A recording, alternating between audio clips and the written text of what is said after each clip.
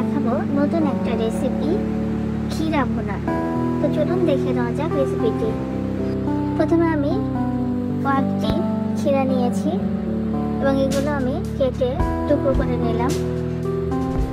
এখন আমি এগুলো পানি দিয়ে সিদ্ধ করে নিচ্ছি।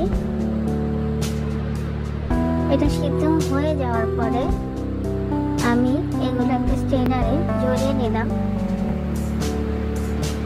এখন আমি পেঁয়াজ কুচি, রসুন কুচি, শুকনো মরিচ কুচি নিলাম। তেল গরম হয়ে গেছে, এগুলো আমি তেলে দিয়ে দিলাম। এগুলো আমি লাল লাল করে নেব। যখন লাল লাল হয়ে যাবে তখন আমি হলুদের গুঁড়ো, মরিচের গুঁড়ো, জিরার গুঁড়ো, ধনিয়ার গুঁড়ো, লবণ দিয়ে দিলাম। তেজপাতা দিয়েছি একটা দারচিনি, একটা এলাচি। এখন আমি সিদ্ধ করা ক্ষীরাগুলো দিয়ে দিলাম। এখন আমি ভাজা ভাজা করবো। ভাজা ভাজা করে নিচ্ছি। পানিগুলো একদম শুকিয়ে ফেলবো।